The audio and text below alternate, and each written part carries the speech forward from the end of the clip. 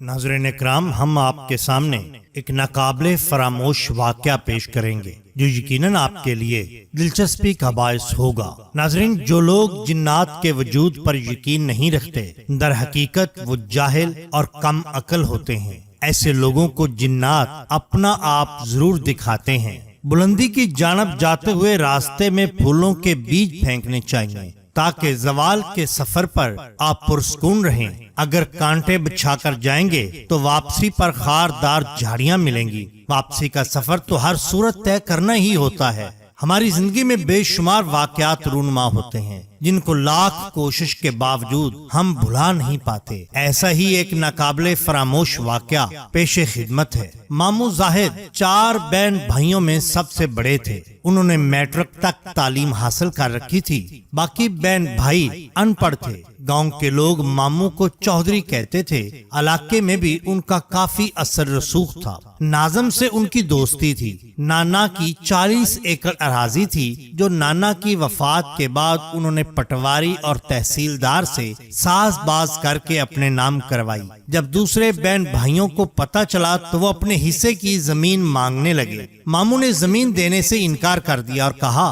कि वालिद साहब ने मरने से पहले ही जमीन मेरे नाम कर दी थी। चाचू गांव के चंद बड़ों को लेकर उनके पास गए। उन्होंने मामू को बहुत समझाया, ये आपके सगे बहन भाई हैं। आपके वालिद की जमीन में आप सबका बराबर का हिस्सा है। अपने बहन भाइयों को इनके हिस्से की जमीन दे दें, ये भी खुश हो जाएंगे और अल्लाह भी राजी हो जाएगा। मगर कोशिश के बावजूद मामू के कान पर जूं तक न रेंगी और वो अपनी जिद पर कायम रहे। यहाँ से मायूस होकर उन्होंने अदालत का दरवाजा खटखटाया। अपना असर रसूख की बिना पर वो अदालती जंग भी जीत गए। अब वो 40 एकड़ अराजी जमीन के तन्हा मालिक थे। मामू का एक ही बेटा था जो शहर में तालीम हासिल कर रहा था। एक मुंशी रखा था जो होने वाली आमदनी का हिसाब किताब किया करता था। जमीनों से अच्छी खासी आमदनी हो जाती थी। 40 एकड़ जमीन में 2 एकड़ जमीन गैर आबाद थी। यहाँ एक पुरानी कब्र थी। लोगों का ख्याल था कि इस कब्र में अल्लाह का नेक बंदा दफन है या कोई गैर मरई मखलूक रहती है, जिसकी वजह से चौधरी जाहिद की फसल दूसरे लोगों से ज्यादा औस देती है।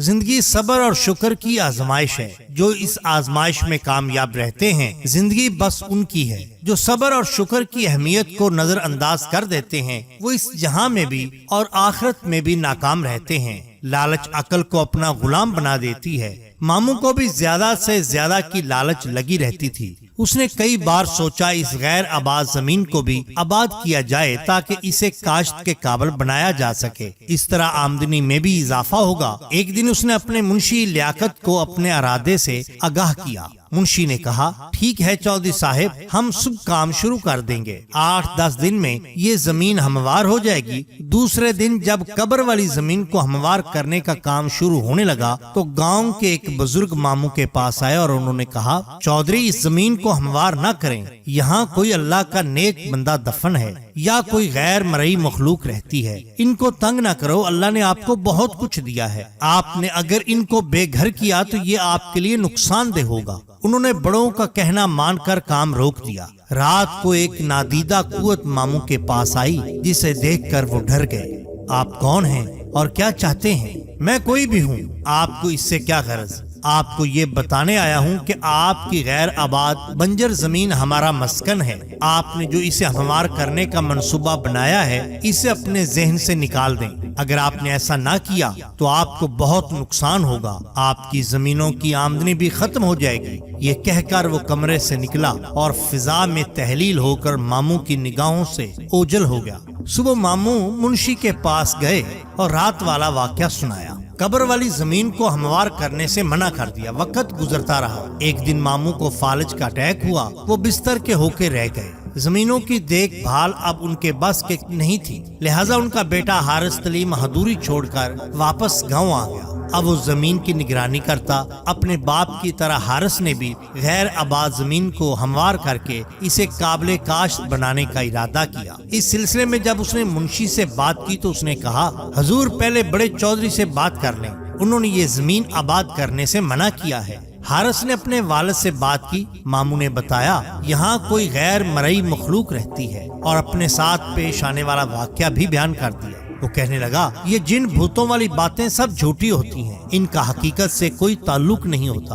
ہم نے اپنی زمین آباد کرنی ہے، کسی کی زمین پر قبضہ تو نہیں کر رہے جو ہمارا نقصان ہوگا۔ اگر یہاں نادیدہ قوتیں یا جن بھوت وغیرہ رہتے ہیں تو وہ کہیں دوسری جگہ جا کر آباد ہو جائیں۔ حارث کی باتیں سن کر ماموں پریشان ہو گئے۔ انہوں نے اپنے بیٹے کو بہت سمجھایا مگر وہ نہ سمجھا۔ منشی نے بھی اس کا حوصلہ بڑھایا۔ پھر جیسے ہی ٹریکٹروں نے کام شروع کیا، مغرب کی طرف سے کالی گھٹا اٹھی۔ دیکھتے ہی دیکھتے اس نے پورے گاؤں کو اپنی لپیٹ میں لے لیا۔ ہر طرف گرد و غبار اور اندھیرا چھانے لگا۔ اس طوفان سے صرف مسجد محفوظ تھی۔ پھر قبر والی زمین پر زوردار دھماکہ ہوا۔ کام کرنے والے ٹریکٹر کلابازیاں کھاتے خشک پتوں کی طرح دور جا گرے۔ یہی حال ڈرائیوروں اور کام کرنے والے مزدوروں کا تھا۔ ہم آج کسی کو نہیں چھوڑیں گے، ہم تمہارا نام و نشان مٹا دیں گے۔ تم نے ہمارا آرام اور سکون برباد کیا، ہمارے بچوں کو مارا، ہم تمہاری نسل کو ختم کر دیں گے۔ یہ آوازیں اس قدر خوفناک اور کرخت تھیں کہ ہر ذی روح کو خوف آنے لگا۔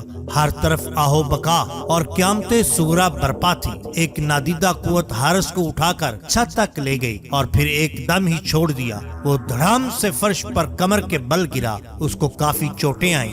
بھلا ہو اس مؤذن کا جس نے اللہ اکبر کہہ کر ظہر کی اذان شروع کی۔ اذان کے کلمات سنتے ہی ہر طرف سکون ہو گیا۔ گاؤں کے لوگ مسجد کی جانب دوڑے۔ مسجد کا سین زیادہ وسیع نہیں تھا، گاؤں کے سارے لوگ اس میں سما جاتے۔